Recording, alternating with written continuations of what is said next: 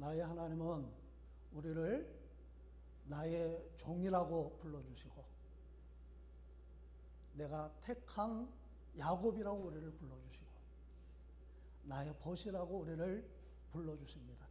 나의 벗 이스라엘아, 내가 택한 야곱아, 나의 벗 아브라함의 자손아, 그리고 나와 함께 하시고 내 하나님이 되시고 나를 강하게 하시고 나를 도와주시고 나를 붙들어 주시는데, 우리에게 계속해서 주님은 말씀하십니다.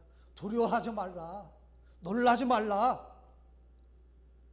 그리고 나의 하나님은 버러지 같은 나를 너무나 귀하게 여기셔서 뭐로 만들어 주세요? 이가 날카로운 새 타작기로 우리를 만들어 주십니다. 우리 17절 말씀을 다시 한번 보겠습니다. 시작.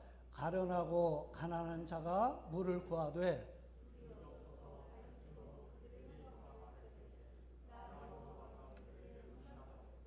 나 이스라엘의 하나님이 그들을 버리지 아니할 것이라.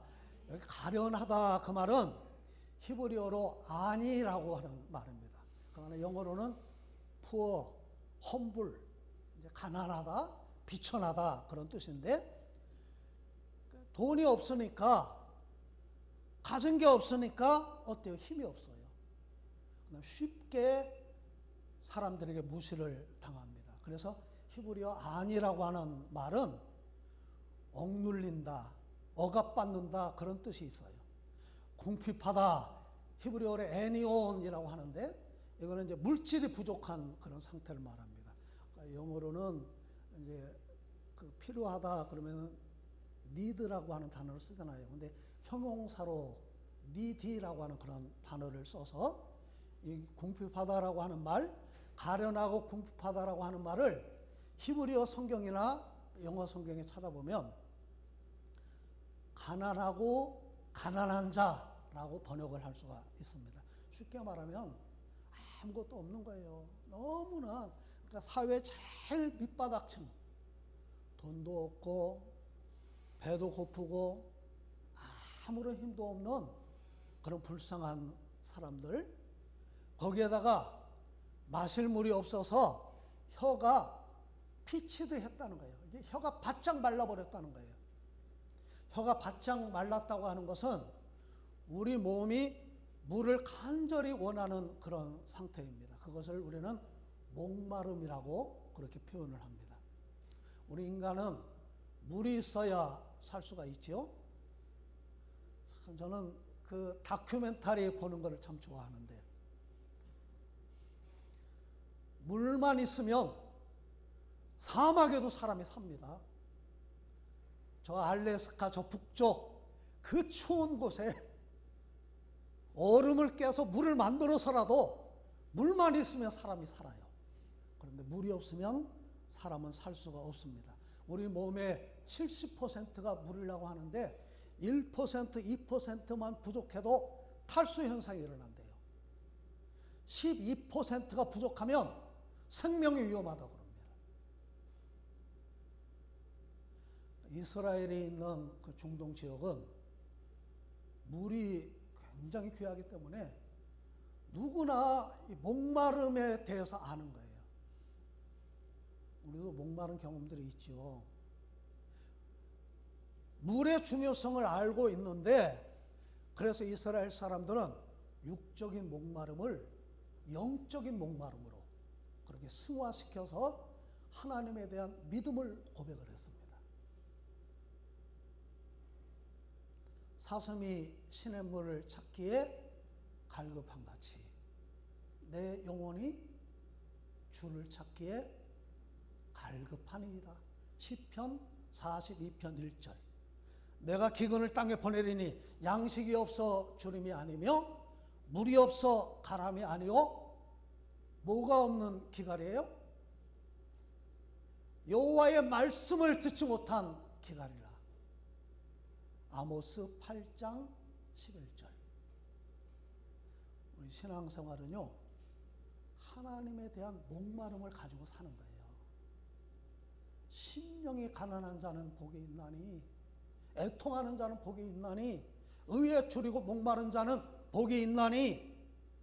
신앙생활은 주님이 생수의 근원이라고 하는 것을 알고 주님을 바라보고 주님께 나가는 것입니다. 물을 떠난 물고기가 살 수 없는 것처럼 나는 주님을 떠나서 나는 살 수가 없습니다 라고 고백하면서 사는 것이 믿음 생활입니다. 주님은 우리 인생이 목마른 인생이라고 하는 것을 너무나 잘 아셨어요. 그래서 사마리아 수가성 여인에게 이 물을 마시는 자마다 다시 목마르려니와 내가 주는 물을 마시는 자는 영원히 목마르지 아니하리니 내가 주는 물은 그 속에서 영생하도록 솟아나는 샘물이 되리라, 그렇게 말씀하셨습니다.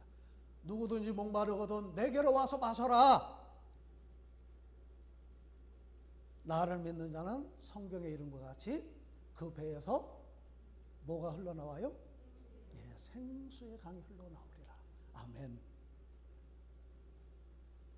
이사야 55장 1절에 보니까 오라 너희 목마른 자들아 물로 나오라, 돈 없는 자도 오라. 너희는 와서 사목대 돈 없이 값없이 와서 포도주와 젖을 사라, 그렇게 말씀하셨습니다. 목마른 자들아 물로 나오라는 거예요.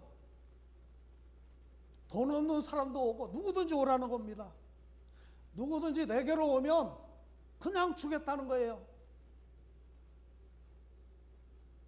우리가 구원받는 조건은 아무것도 없어요. 누구든지 예수 믿으면 멸망하지 않고 영생을 얻으리로다. 아멘. 요한복음 3장 16절.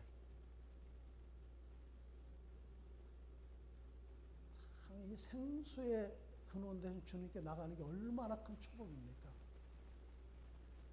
그런데도 구원은 선물이에요. 그냥 주시는 거예요. 구원은 은혜입니다. 오늘 은혜로 우리가 이 자리에 있는 거지 다른 거 없어요. 17절 말씀을 보니까 하나님이 바벨론 포로 생활하는 이스라엘 백성들에게 두 가지를 주시겠다고 말씀하셨습니다. 첫째는 나 여호와가 그들에게 뭐 하겠다? 응답하겠다 말씀하셨습니다. 주님이 하신 말씀 가운데 황금같이 귀한 말씀이 있죠.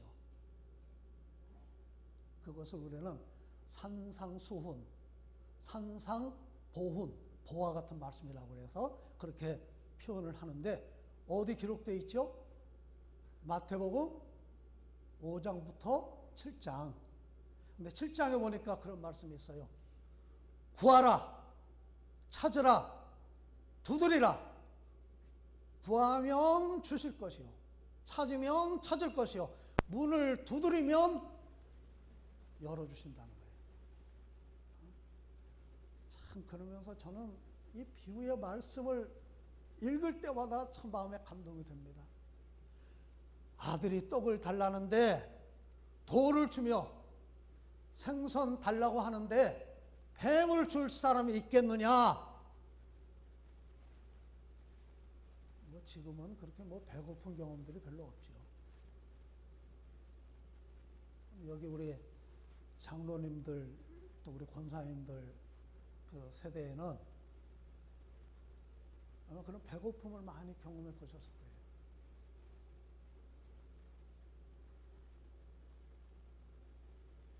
자식이 밥을 달라고 빽빽 울어대고 있는데 먹을 걸 줄 게 없어요. 그런데 그 빽빽 울어대니까 야 이거나 먹으라 그러고 돌덩어리 던져줄 부모가 어디 있느냐, 그런 말씀이에요. 아이 나 고기 먹고 싶어요. 그런데 뱀을 잡아다가 던져주면서 야 이거나 먹어라, 그럴 부모가 어디 있겠느냐. 하물며 너희가 악한 자라도 좋은 것으로 자식에게 줄 줄 알거든 하물며 하늘에 계신 너희 아버지께서 구하는 자에게 좋은 것으로 주시지 아니하겠느냐, 주시지 않겠느냐. 아멘. 예, 우리 하나님은 응답하시는 하나님이십니다. 우는 자의 눈물을 닦아주시고, 구하면 주시고, 찾으면 찾게 해주시고, 두드리면 열어주시고, 시련 속에서, 시험 속에서 응답하시는 그런 하나님이십니다. 참 놀라운 것은요, 우리가 깊은 고난 가운데 있을 때 더 하나님의 음성을 분명하게 우리는 듣게 됩니다. 그런 체험들이 우리에게 있잖아요. 저나 여러분의 귀에 하나님의 음성이 들려지게 되시기를 주의 이름으로 축원합니다. 아멘. 시편 116편 1절부터 보니까 다윗이 극심한 고통 가운데 이렇게 기도를 했습니다. 여호와께서 내 음성과 내 간구를 들으심으로 내가 그를 사랑하는도다. 그의 귀를 내게 기울이셨으므로 내가 평생에 기도하리로다.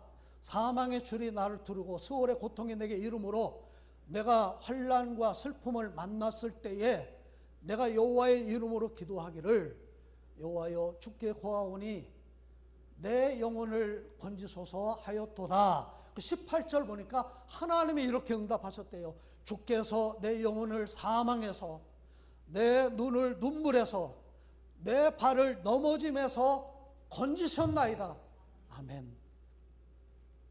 하나님은 나를 아시고 내 형편도 아시고 내 음성과 간구에 귀를 기울이시고 사망에서, 눈물에서, 넘어짐에서 우리를 건져 주신다는 것입니다. 아멘. 사사기 15장에 보니까 삼손이 라만레이에서 나귀 턱뼈를 가지고 블레셋 사람 몇 사람을 죽였어요? 1,000명을 쳐 죽입니다.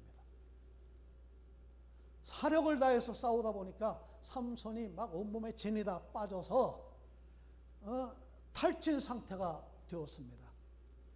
그래서 목말라 죽게 되었을 때 하나님 앞에 부르짖었습니다. 주께서 종의 손을 통하여 이 큰 구원을 베푸셨사오니 내가 이제 목이 말라 죽겠나이다. 나 좀 살려주세요. 하나님이 삼손의 기도를 들으셨나요? 들으셨어요. 아멘. 예, 그래서 레히의 우묵한 곳을 하나님이 터뜨리셨다. 그래서 그곳 이름을 라만 레히, 부르짖는 자의 샘이라고 그렇게 이름을 붙였습니다. 하나님 오늘도 부르짖는 자에게 에나꼬레의 샘을 하나님이 터뜨려 주시는 줄로 믿습니다. 자, 두 번째, 버리지 아니하겠다. 나 이스라엘의 하나님이 그들을 버리지 아니할 것이라 그랬어요. 자, 이 말의 상황은요, 이스라엘 백성들이 지금 하나님이 자기를 버렸다고 절망하고 있는 거예요. 포로 생활에 너무나 지쳤습니다. 기도해도 소용이 없는 것 같습니다. 그럴 때 이사야는 말한 거예요. 아니다. 하나님은 안 듣는 것 같아도 너희 기도를 들으셨어. 너희를 버리는 것 같아도 하나님은 너희를 버리지 않으셔.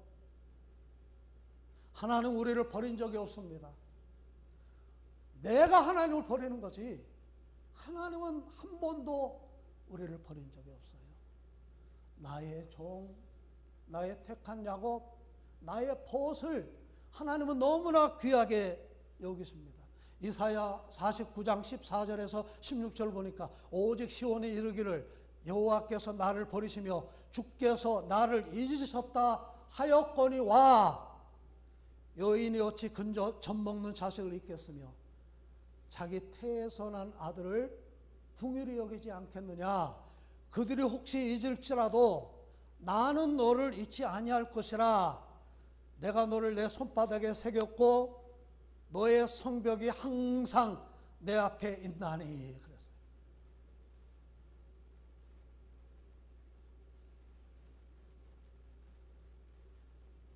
여러분, 젖먹는 자식을 엄마가 어떻게 잊겠어요?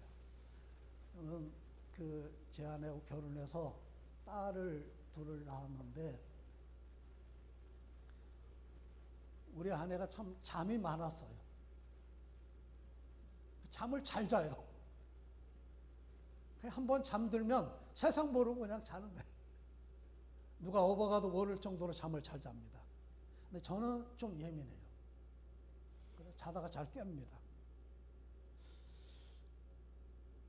그래서 아이들이 이제 막 젖달라고 오는데, 젖달라고 오는 게 뭐 시도 때도 있나요? 뭐 그냥 뭐 12시에도 울고 새벽 2시에도 울고 3시에도 울고 빽빽대고 오는데 잠을 잘 수가 없어요. 그래서 제가 누워가지고 일어나진 않고 누워가지고 관찰을 하는 거예요. 어떻게 하나 보자 하고 보고 있으면요, 그렇게 잠이 많은 사람이 애가 울면 벌떡 일어나가지고 얼른 가서 젖병을 챙기고 또 젖을 먹이고 참 그러는 것을 봤습니다. 젖 먹이는 자식을 잊는다고 해도 나는 너희를 절대 잊지 않는다. 하나님은 우리에게 말씀하십니다. 그리고 우리를 손바닥에 뭐 했다고요? 하나님의 손바닥에 우리를 뭐 했어요? 썼어요? 새겼어요? 새겼다는 거예요. 칼로 손에 내 이름을 새겨보세요. 절대로 잊지 않겠다는 거예요. 성벽은 무엇일까요?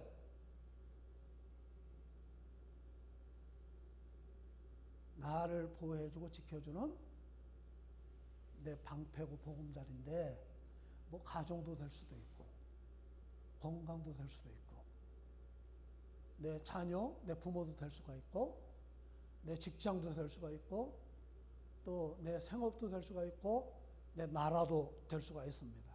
성벽이 나의 앞에 계속 있다는 거예요. 내가 너를 지켜보고 있다는 겁니다. 내가 너를 지켜준다고 하는 것입니다. 18절 같이 읽겠습니다. 시작. 내가 헐벗은 산에 강을 내며 골짜기 가운데에 샘이 나게 하며 광야가 못이 되게 하며 마른 땅이 샘 근원이 될 것이며, 이 말씀은 하나님이 환경을 바꾸어 주시겠다고 하는 그런 말씀입니다. 헐벗은 산, 나무 한 그루 없는 벌거숭이 산을 말합니다. 그러니까 영어에는 barren heights라고 되어 있어요. 이제 메마른 높은 곳, 산밖에 없죠. 그러니까 히브리어 성경에도 똑같아요. 벌거벗은 곳 그렇게 되어 있는데, 헐벗은 산에 뭐가 흘러요? 헐벗은 산에 강이 흐른다는 거예요. 강물이 흐른대요. 이게 이제 우리 지형으로는 잘 이해가 안 되죠.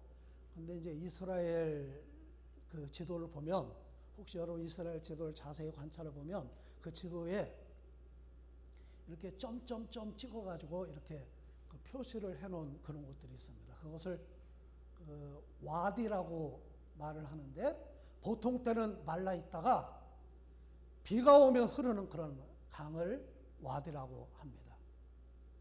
헐벗은 산에 물이 흐르게 될 것이다. 골짜기 가운데 샘이 날 것이고 광야가 못이 되고 마른 땅이 샘 근원이 될 것이다. 사막이 광야가 못이 된다. 이 사막이 물 웅덩이가 된대요. 영어로는 이게 풀이라고 되어 있어요. 풀장이라고 그러잖아요. 사막의 마른 땅이 샘 근원이 될 것이다. 영어로는 이제 스프링 하면은 이제 솟아나는 샘물을 말하잖아요. 샘 근원이 될 것이다. 자, 이거는 이제 환경만 바뀌는 게 아니라, 여러분 보세요. 씨 뿌리는 비율을 보세요. 네 종류의 밭이 있다고 그랬죠. 길가, 돌짝밭, 가시밭, 옥토. 근데 열매 맺는 땅은 어디 땅이에요? 옥토입니다. 근데 길가는 갈아엎고, 돌짝밭에 돌은 골라내고, 가시덤불은 뽑아내고, 어디에? 우리 마음밭에.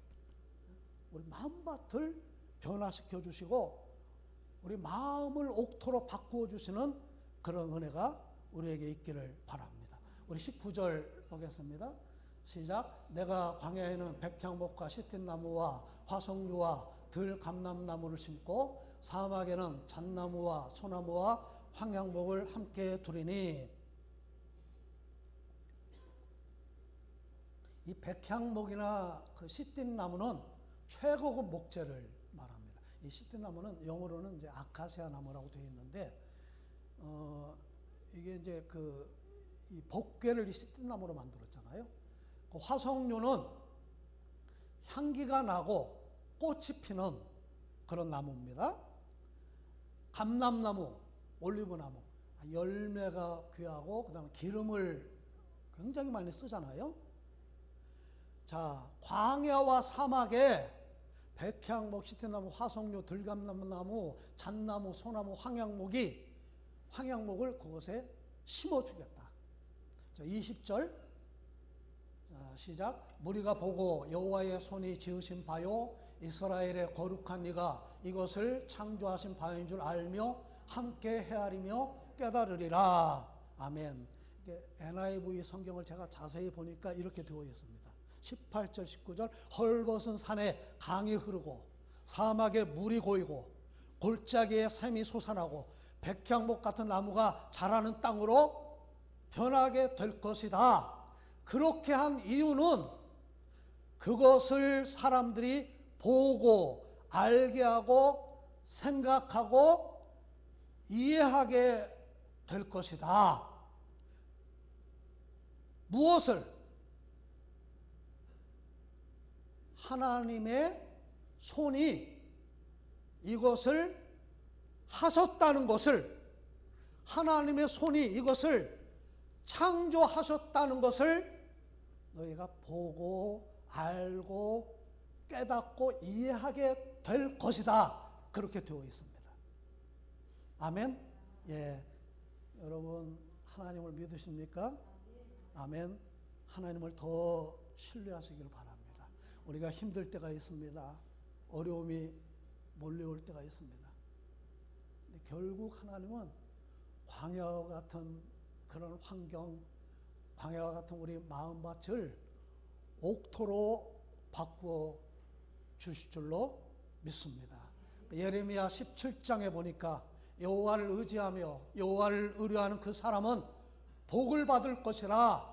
누가 복을 받는다고요? 여호와를 의지하는 사람. 아멘.